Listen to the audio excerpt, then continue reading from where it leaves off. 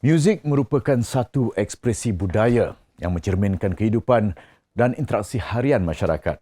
Kepelbagaian muzik di Malaysia memberi peluang kepada pendengar untuk memilih genre, penghibur dan lagu kesukaan mereka.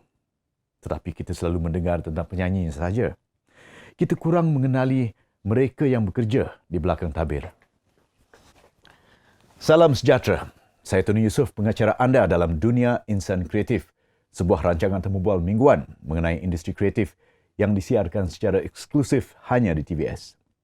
Minggu ini saya akan bawa anda ke dalam dunia para pemuzik dan kita akan bincangkan cabaran yang dihadapi dalam menghasilkan karya dan muzik pada masa kini. Jangan ke mana-mana.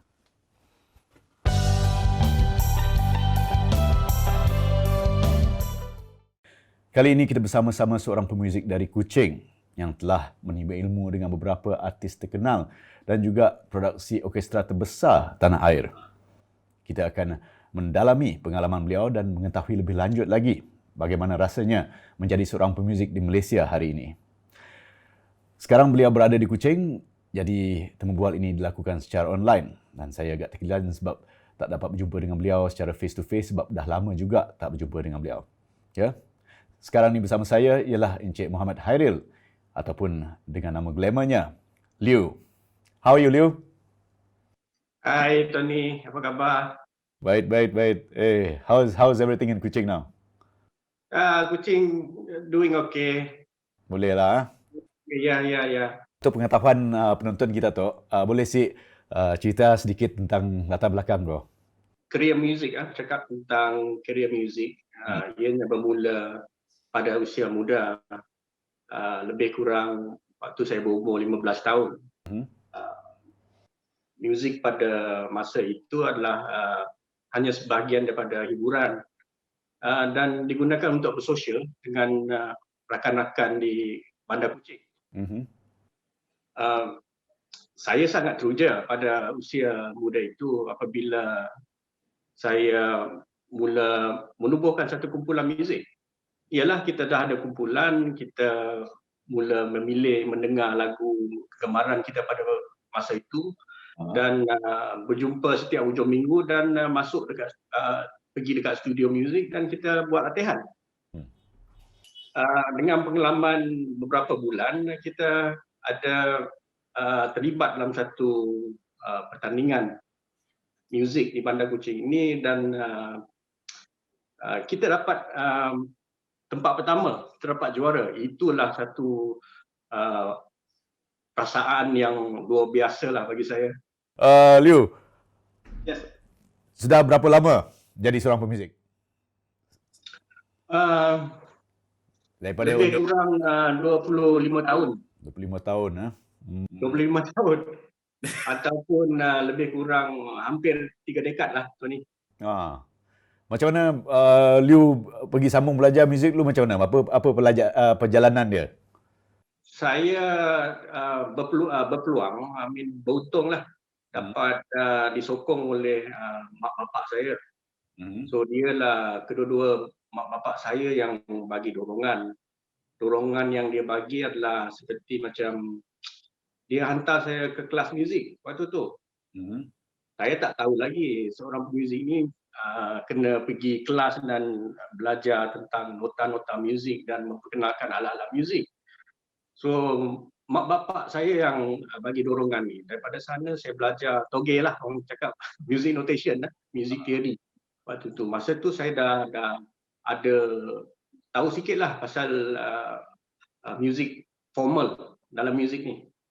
Pembelajaran formal lah dalam muzik.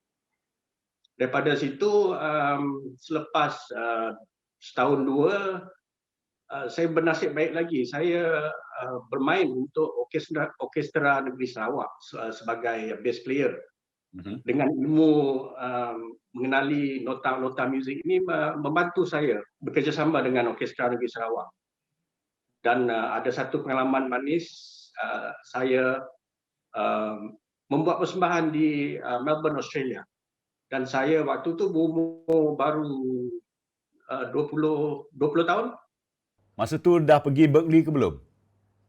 Oh tak lagi. Saya tak pergi Kuala Lumpur lagi. Kan saya pergi Kuala Lumpur waktu 22 tahun. Oh, So, okey.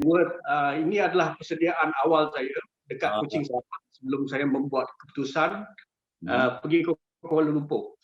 Melanjutkan pelajaran saya dan pada umur 22 tahun. Okey. Apakah antara projek muzik yang paling signifikan ataupun yang tidak boleh dilupakan oleh Liu?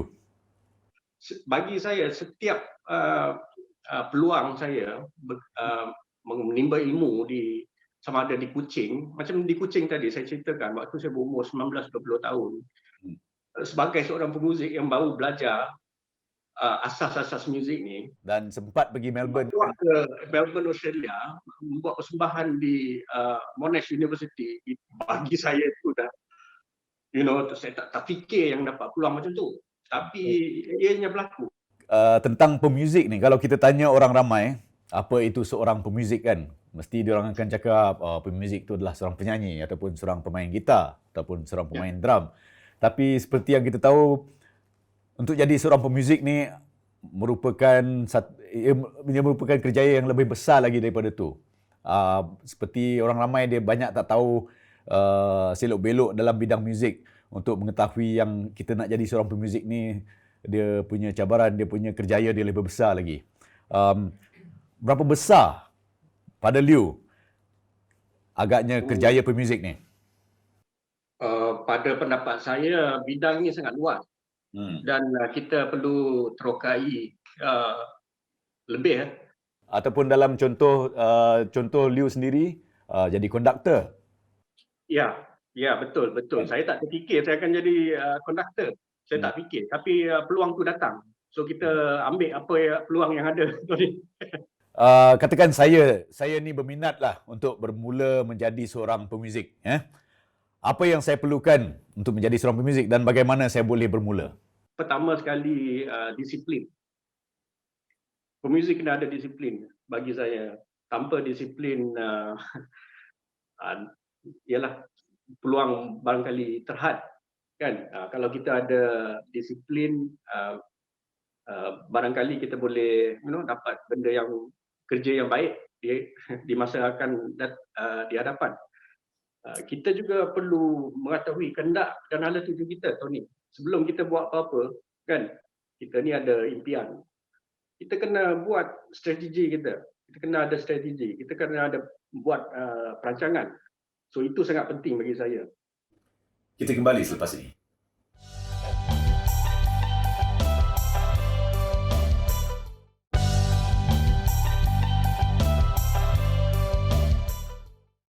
Jadi memandangkan Liu pun dah banyak pengalaman di Kuala Lumpur dan telah lama berkecimpung dalam dunia muzik, sudah pasti dapat pernah melihat baik buruk dalam industri ini kan. Pada pendapat Liu, adakah para pemuzik kita menerima apresiasi dan bayaran yang setimpal dengan karya yang dihasilkan? Okey, pasal pembayaran tu, sebelum saya jawab soalan tu, saya boleh nasihat yang sebagai seorang insan seni lah, bukan saja pemuzik. Ya. Kita jangan sekali mudah terpedaya. Kita kena ada ilmu. Kita kena ada orang yang baik-baik di sekeliling kita yang boleh menasihat kita, sama ada kita nak bekerja dengan individu itu ataupun tidak. So keputusannya memang kita yang kena buat. So kalau pasal pembayaran tu very straightforward. Kalau kita dapat kerja, contohnya kita dapat job offer kan, kita dapat satu persembahan lah. So kumpulan ni kita tanyalah berapa dia nak bayar kan. Awal-awal kita dah tanya, okey, kau nak bagi aku kerja ni, apa bayaran dia kan. Kita kena tahu bayaran tu, kita kena tahu value kita. Yes. Kan? Value, we have our own value. Value tu datang daripada pengalaman kita kan. Okey Liu, adakah lebih baik untuk seorang pemuzik muda mempunyai kelayakan pendidikan formal dari institusi muzik ataupun belajar dari pengalaman ataupun bergantung kepada bakat saja? Kedua-duanya penting.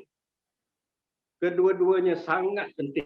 Muzik ni ada formal education. Like you have to know how to read music, not only play music, read music. So kalau dah dapat baca music, kan, saya boleh ada peluang bermain dengan orkestra. Sebab dalam orkestra tu, kalau tak boleh baca, kau tak boleh join main dengan orkestra. You cannot just memorize a song and then play with the orchestra. Kalau ada 40 lagu, macam mana kau nak hafal lagu 40 lagu kan? So reading tu memang sangat membantu. So saya memang encourage orang supaya pemuzik, orang seni tahu yang formal education ni sangat penting. Okey, apakah sebahagian dari cabaran yang paling besar yang pernah kamu lalui sendiri sebagai seorang pemuzik? Cabaran besar. Bagi saya belajar muzik pun dah susah dah. Belajar muzik pun dah susah. It's like pembelajaran lain kan. Kalau nak jadi doktor ni kena pergi sekolah, nak ajar pasal nak jadi doktor lah kan. Muzik ni sama, kena pergi sekolah nak belajar kan. So pembelajaran tu tak mudah, kena lalui semua ni. Tu dah susah, ada early stages tu. Belum lagi cerita pasal dia nak audition kan. Dia cakap, okay, kau ni nak main alat muzik apa? Okay, we want to hear what you have kan. So dia kena audition, dia kena uji kelebihan supaya dia dapat tempatkan mana nak letak budak ni kan. So itulah pengalaman saya. Okey, Liu tadi sudah bagi pointers yang sangat-sangat penting untuk mana-mana anak muda yang mungkin berminat nak jadi seorang pemuzik ke. Yang penting tadi Liu cakap disiplin kan. Ada apa-apa lagi tak nasihat yang Liu boleh bagikan pada siapa-siapa yang nak berkecimpung dalam bidang muzik ni? Kita kena hidup dengan cara baru, dengan teknologi, dengan kemudahan yang baru. Jangan berharap dengan satu kejayaan. Tak boleh. Contoh, saya ni suka main muzik, saya suka berada dekat pentas, dan benda tu je saya buat. Maksudnya saya tak boleh berharap dengan duit persembahan saya untuk hidup. So kejaya yang saya sebut tadi kan, macam boleh tulis lagu, composer, jadi music manager, music lawyer kan. Semua tu please look into it. Thank you so much Liu. Thank you so much for your time. Thank you Tawad. Thank you Tony and the team. Okay. Itu dia, saya baru saja bersama Liu ataupun nama sebenar beliau Muhammad Hairil, seorang anak muda dari Sarawak yang sudah tidak asing lagi dalam bidang muzik.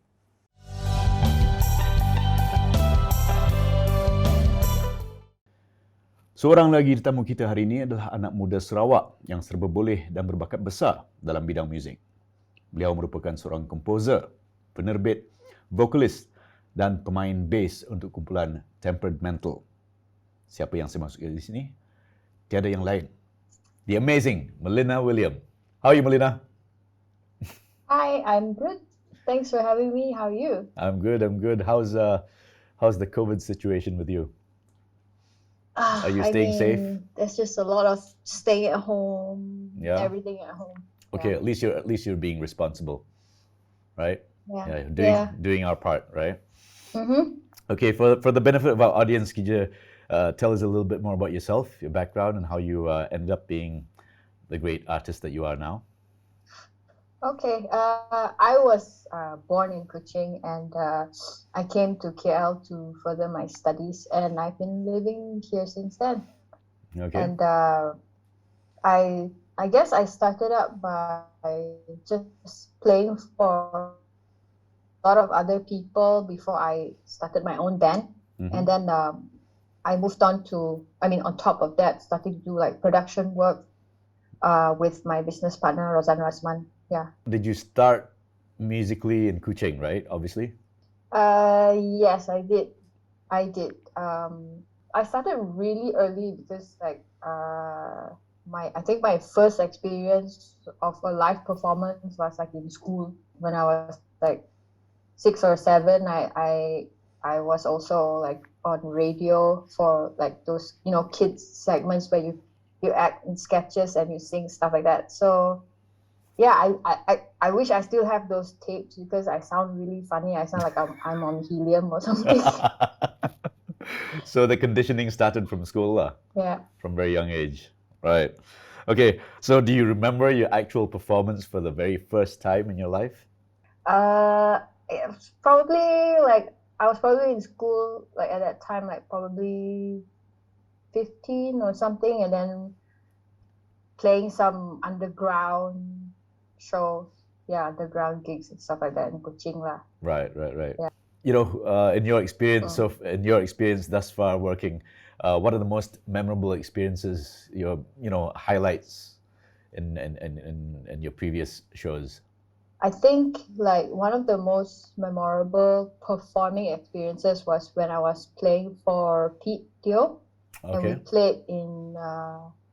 we played around Japan and in Korea. We played on KBS. That was crazy. The audience very enthusiastic. I can imagine. Yeah, and I think also I really enjoy playing for other people and watching them work. So like I played for Yuna and Ziavi. It was really nice to watch them like do their thing because they were very professional, very serious about their craft.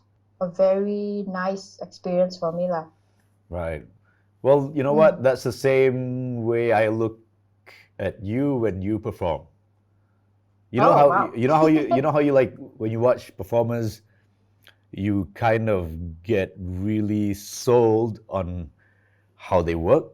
Like you Right. totally buy into the the the the thing they do. You know, you Mm. watch them the immense focus on their craft, and you know what I mean, right? Like Yeah. how Yeah. when you watch and you're enthralled by an artist performing in front of you, and you just look at the way they work. So that's I get that you're one of the people who give me that. Oh wow. Yeah, Thank you. yeah. That's really Kucing nice to lang. know. Kita kembali selepas ini.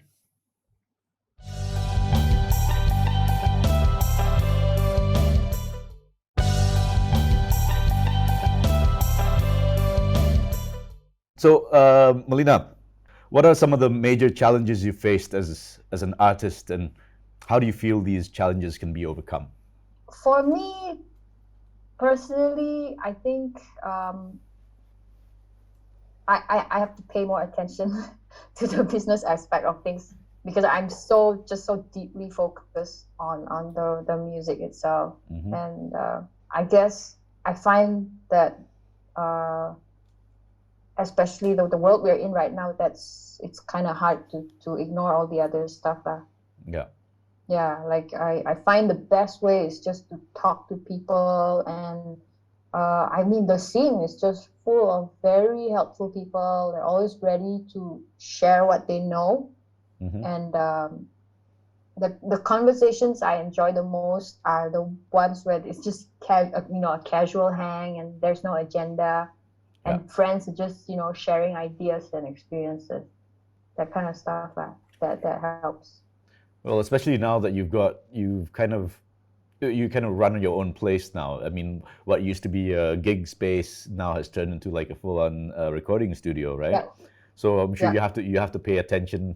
You're not just being an artist, but you also have to pay attention to the back end uh, yeah. part of it, which is the less creative part of it, right? But that's Yeah, it's creative in a different way, I guess you could say. yeah, a different kind of Yeah, creativity that's needed. yeah, But that obviously that back end creativity can't be ignored, especially if you need to run your own yeah. business. One of the many or main enemy of creative artists is unemployment, right? Especially after this, the whole pandemic hit us. Yeah. How do we deal with this? How do you deal with this personally Mm-hmm. now? The conversations I've had with my friends who are also in the scene are, it all always kind of boils down to just a couple of points, two things. You have to expand your services, So, we see like a lot of my friends are into like doing deliveries, cooking, teaching. just whatever they can, and like I think especially the ones that were full-time performers. Mm-hmm. Yeah. So like for now, I have to stop performing, so I just do more production work that I can do from home or in my studio. Mm-hmm. Yeah. And the other point, everyone's just saying like, don't give up. Like we have to just keep trying. But I think one of the most heartening things is that most of these people who talk about just trying to figure out ways to get work or just to survive are also not just thinking about themselves, but still thinking about how to create opportunities for others, like other struggling musicians as well. So everyone's just kind of also keeping a lookout for others. So I think that's nice. Our music and talent, do we have what it takes to be on the same level as the widely popular international music and artists out there? Yes, I think so. Mm-hmm. I think there is a good mix of artists who represent the mainstream music genres and also the ones that are pushing the creative boundaries. Mm-hmm. Whenever I play overseas, the most common feedback I get is that the standard of music we have is actually on par with whatever the international standard is. Right. So, and also as a country, we're not insular. We consume a lot of international music and art. But one thing is, I noticed like for countries who are the global standard for music, the average person's level of appreciation for music is quite high. I think they have very good music programs in school, and I think this helps a lot. The conditioning needs to start from way young, right? Yeah. And in your opinion, what more can be done, to boost the music standards and talents here? I think having like proper structure and support from the top down, like it will translate to grassroots level if like whatever at the top takes care for real. You know what I mean? We need to have music seen as like a respectable and viable career. With real opportunities for global reach. I think so that there's room to grow, people dare to invest more of themselves and their craft. I have friends who just quit because they cannot justify doing it anymore because they feel like they've hit the ceiling and they don't know where else to go. Okay, Melina, before we wrap this up, any wise words, advice you'd want to pass on to, say, the young people of Sarawak who might want to follow your footsteps? Know what you want to do and remember where you come from and who you are, and just do your best and be your true self. Okay. Thank you very much, Melina. Thank you for being with us today. Yeah, thank you Appreciate for having me. All right. All the best. All right. Itu dia Melina William yang bersama dengan kita hari ini.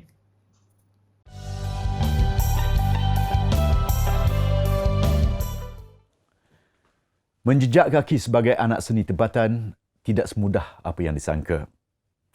Kerjaya sebagai seorang pemuzik sebenarnya jauh lebih luas daripada menghasilkan muzik sahaja. Untuk menjadi pemuzik, seseorang itu perlu mempunyai daya ketahanan mental yang kuat, minat yang mendalam, komitmen dan usaha yang bersungguh, sikap yang baik, disiplin yang tinggi serta niat yang betul. Tanpa sifat-sifat ini, industri muzik tempatan mungkin akan terkebelakang daripada arena kreatif global. Terima kasih kerana menonton dan setia bersama kami sehingga ke minggu ini.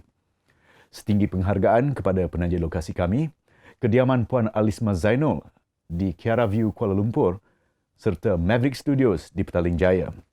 Ribuan terima kasih kepada tetamu kami, Muhammad Hairil dan Melina William kerana sudi ditemu ramah bagi rancangan ini. Saya Tony Yusof, kita jumpa lagi di minggu depan di dalam dunia insan kreatif.